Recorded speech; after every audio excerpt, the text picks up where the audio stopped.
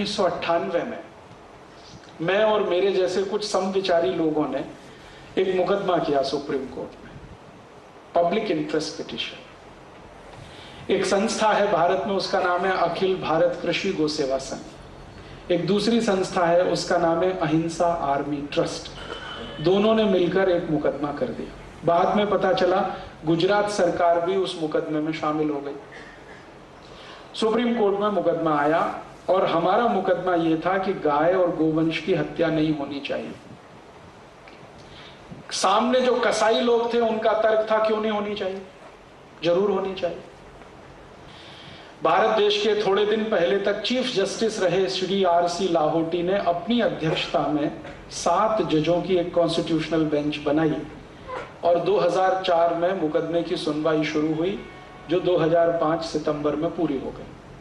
उनका पहला कुतर्क आया कि गाय का मांस बेचते हैं तो आमदनी होती है देश को। तो हमने सुप्रीम कोर्ट के सामने पूरे फैक्ट्स एंड फिगर रखे। वो ये कि एक गाय को जब काट देते हैं, कत्ल कर देते हैं, तो उसके शरीर से कितना मांस निकलता है, कितना खून निकलता है, कितनी हड्डियां निकलती हैं।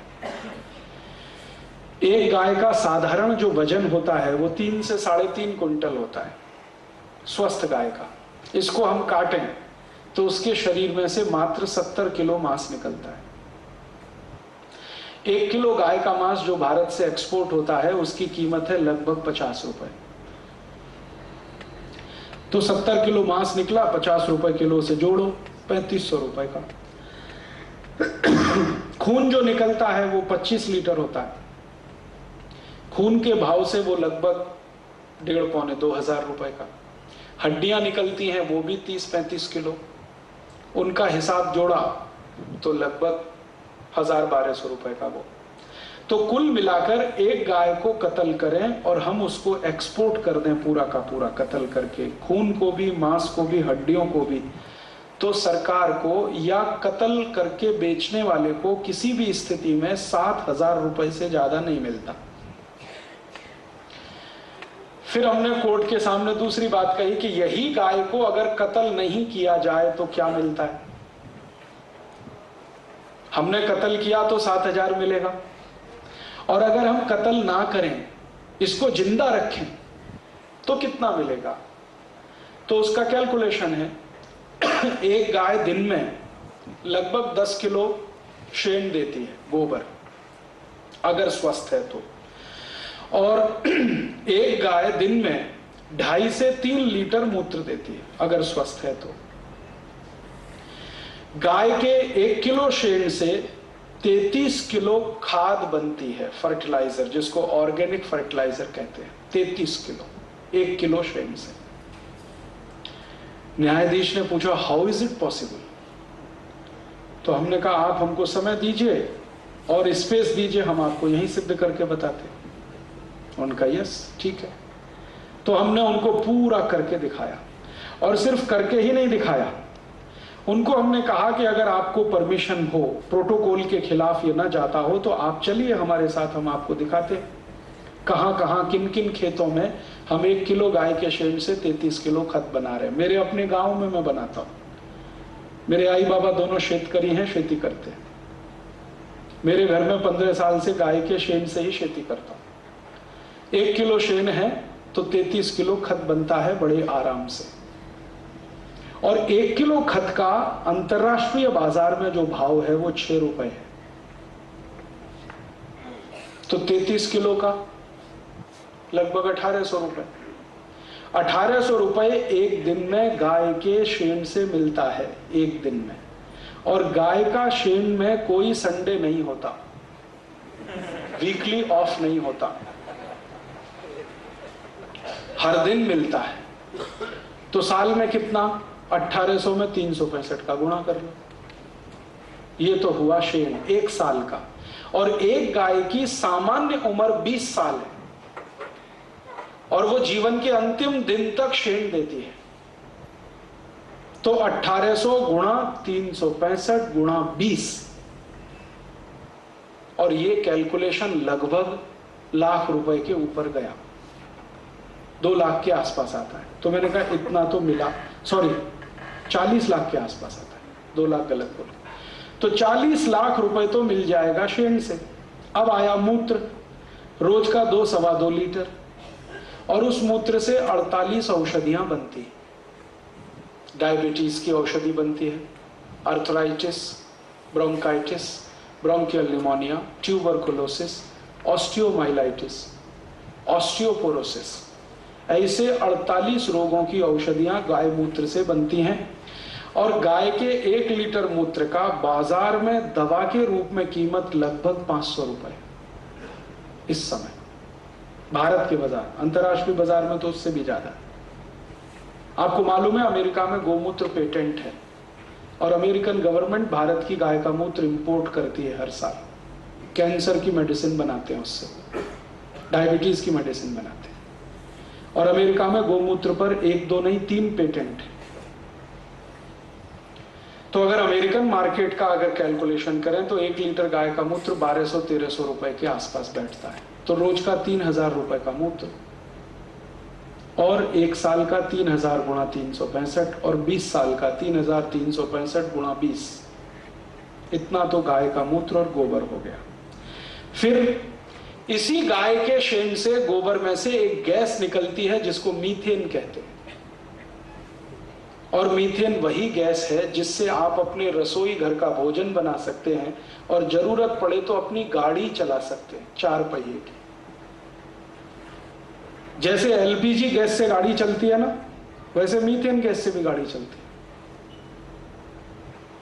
तो न्यायाधीश को विश्वास नहीं हुआ, तो हमने कहा आप अगर परमिशन दो तो आपकी कार में हम मीथेन गैस का सिलेंडर लगवा देते, आप चला के देख लो। उन्होंने कहा यस, हमने लगवाया, उनकी कार में मीथेन गैस का सिलेंडर लगवाया, और जज साहब ने 3 महीने वो गाड़ी चलाई, और वो कहते हैं कि इट इज मार्वलस, क्योंकि खर्चा आता है मात्र 50 से 60 पैसे किलोमीटर, और डीजल से चलाओ तो आता है 4 रुपए किलोमीटर, और मीथेन गैस से गाड़ी चले तो उसमें से धुआं बिल्कुल नहीं निकलता, और डीजल से चले तो धुआं ही धुआं निकलता है, और मीथेन गैस की गाड़ी में शोर बिल्कुल नहीं होता है, डीजल की गाड़ी में कान फट जाए इतना शोर होता है। ये सब उनके समझ में आया। फिर हमने कहा कि अगर हम 10 किलो गाय का शेण रोज का इकट्ठा करें तो साल में कितनी मीथेन गैस एक गाय से मिलती है, वो सब कैलकुलेशन, और 20 साल में कितनी मिलेगी। और भारत में इस समय 17 करोड़ गाय हैं, सबका गोबर एक साथ इकट्ठा करें और उसका ही इस्तेमाल करें तो 1,32,000 करोड़ रुपए की बचत इस देश को होती है। बिना डीजल, बिना पेट्रोल के हम पूरा ट्रांसपोर्टेशन इस देश का चला सकते हैं। और इतने सारे कैलकुलेशन जब हमने बम्बार्ड कर दिए सुप्रीम कोर्ट पर, तो न्यायाधीश ने मान लिया कि गाय की हत्या करने से ज्यादा उसको बचाना आर्थिक रूप से महत्वपूर्ण है।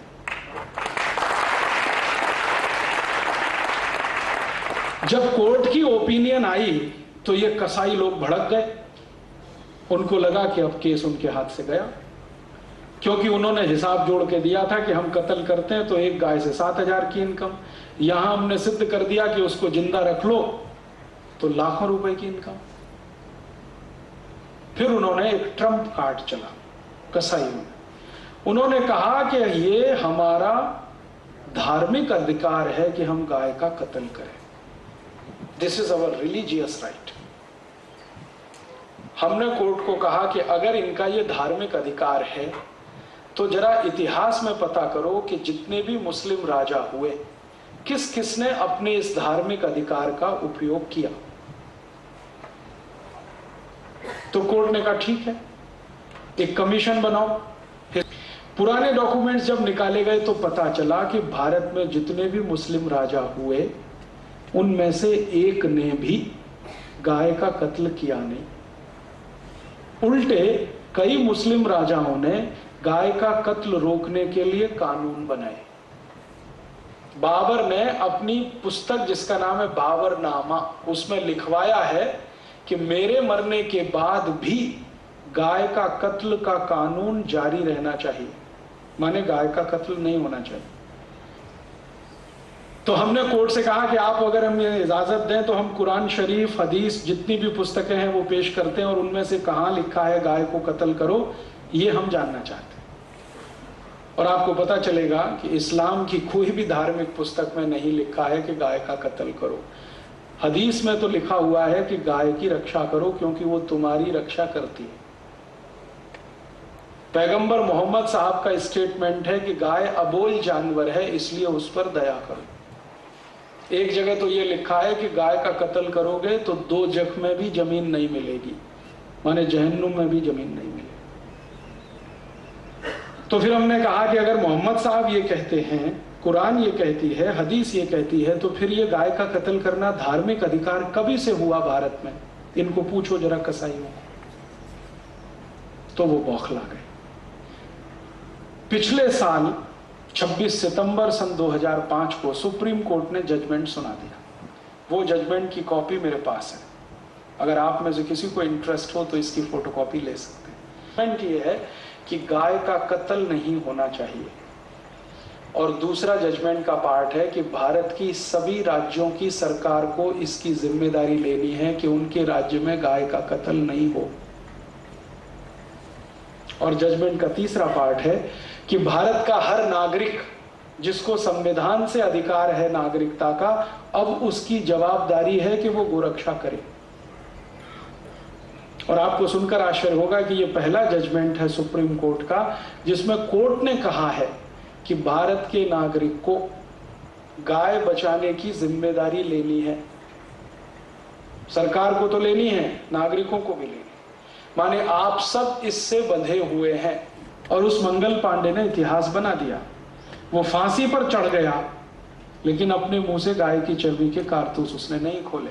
और जिस अंग्रेज अधिकारी ने उसको मजबूर किया उसको गोली